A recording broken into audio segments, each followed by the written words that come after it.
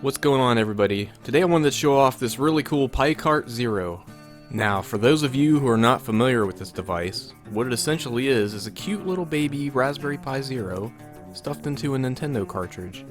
If someone would have told me 30 years ago that I could have a working computer inside a Nintendo cartridge, I'd have thought they were crazy. But look at us now. Now I'm just going to do a quick overview of how this device was made in case you're interested in making one of your own. And then we'll go ahead and play a couple games, because what kind of a review would this be if I didn't play some games? So the first thing's obvious. You're going to need a Nintendo cartridge, you're going to need a Pi Zero, and there's a couple things internally that you're going to need. So if you take a look at the bottom of here, you're going to see all your connections. You got an HDMI port, you got 3 USB ports, and you have your power supply adapter. So here's a picture of when the device was just starting to be assembled. In the upper right hand corner you've got the Pi Zero and that orange tray. Now you don't have to use that orange tray. That's something that you can go on the internet and download plans for. So you can 3D print that out. That's basically a wire management device, and that's going to make it just a little bit easier to assemble it and get everything a lot, neat and tidy inside the case. And the last thing you're going to notice in here is that USB device. So that, if you want to add a couple more USB ports in there, that's definitely a must-have. So you can see here how everything comes together, and it's pretty amazing. Alright, I think it's time to boot it up and let's play some games. Alright, so before we get into playing any games, I'm going to have to set this controller up because I haven't used this controller on this device. So you're going to need a keyboard plugged in, and you're going to have to hit control on the keyboard to get into the menu screen. So just bear with me for a minute while I set this up. One thing to be aware of, since we are using a Pi Zero, the loading times are going to be a little bit longer than it would be if we were using a Pi 3. Now that being said, the Pi Zero is still a really capable device. You're probably not going to have too much problem playing most of the games that you're used to playing on the Pi 3, with a few exceptions. Alright, what do we got here? Gradius, got some R-Type, Salamander.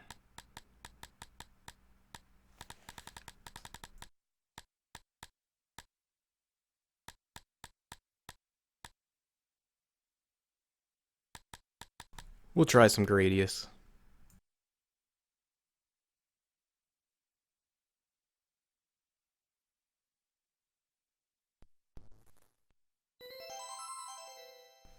I'm going to try not to talk too much through the gameplay videos. It's probably better that way anyways.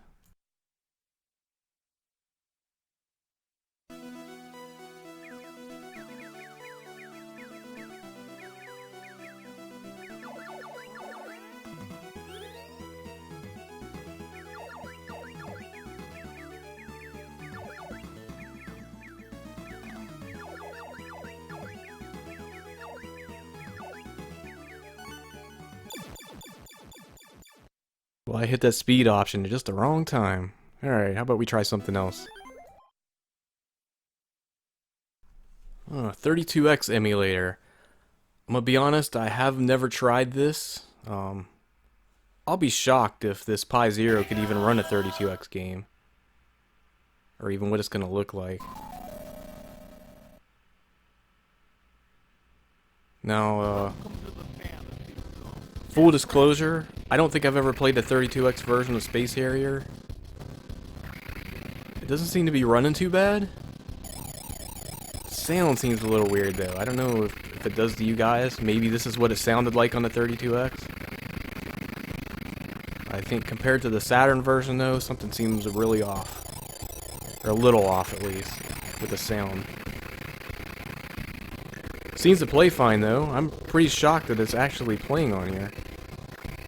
I wouldn't have thought the Pi Zero could run a 32X game.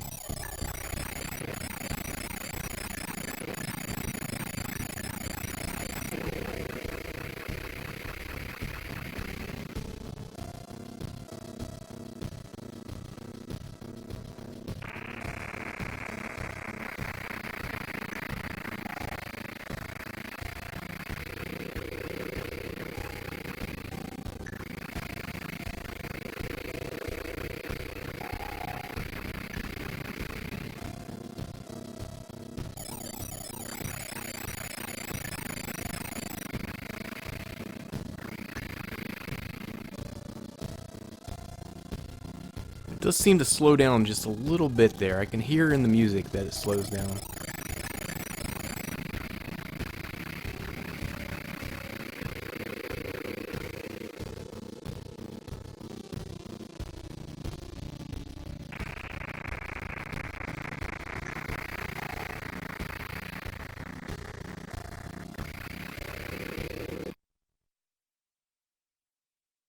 Alright, moving on. Let's try some TI-99. I want to play this Demon Attack and see how it compares to the Intellivision and the Atari 2600 versions.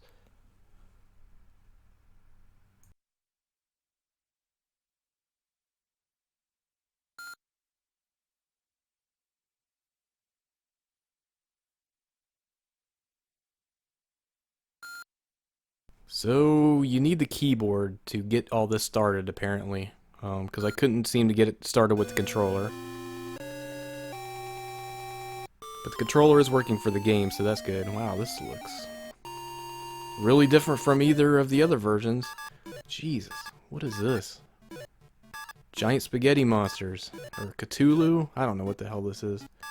Almost looks like a beholder from Dungeons and Dragons. Well, this looks a lot different than the other two versions, that's for sure.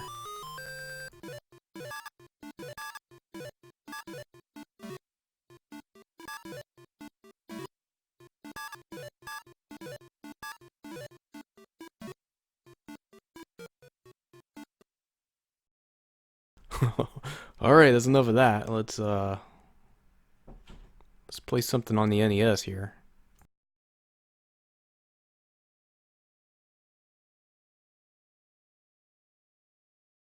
Alright, let's go all out and we'll play some Punch-Out. It's always interesting to see how Punch-Out reacts on an emulator, because with Punch-Out, like, you need your timing to be absolutely precise, you know, at least when you're fighting Tyson or whoever's on this version, probably Mr. Dream. And if it's off just a little bit, like, sometimes this game is just completely unplayable. It's funny the stupid things that you can remember as a kid. This code has been ingrained in my brain for the past, 30 some years.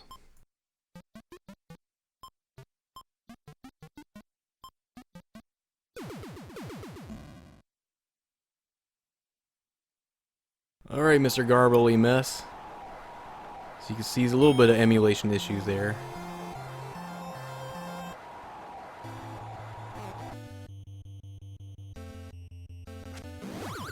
Oh, Christ!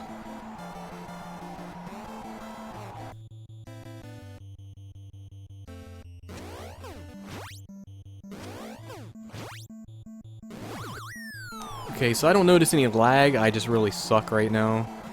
And I don't know what it is, I've always thought that something's off about Mr. Dream, like...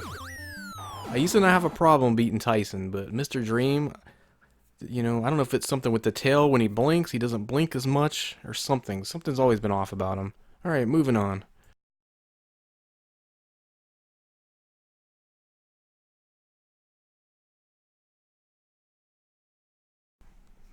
Don't have Demon Attack on here. Okay. Well, let's play, well, on one of my previous videos, I played some Atlantis. I think it was the Intellivision version, I think. So let's go ahead and play the Atari 2600 version of Atlantis.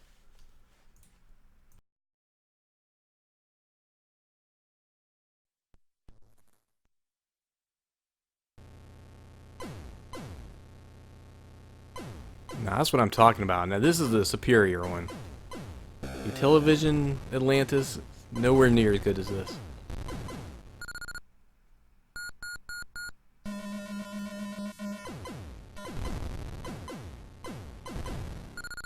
Life sure does get a little bit harder under the ocean when you lose that middle blaster.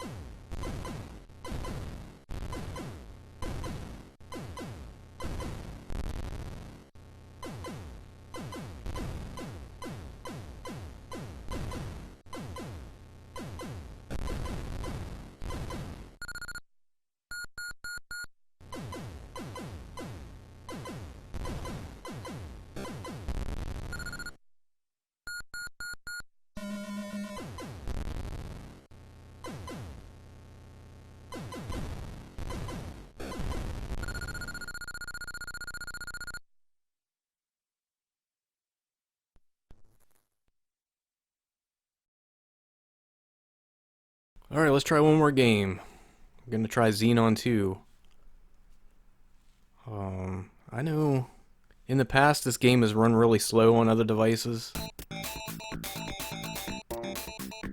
Curious to see how it looks here. So one thing right away, I'm not sure where the hell the music's at. If there's one thing this game is known for, is for the soundtrack, and right now there's no soundtrack at all. So that's pretty disappointing. Otherwise, it seems to play okay on here.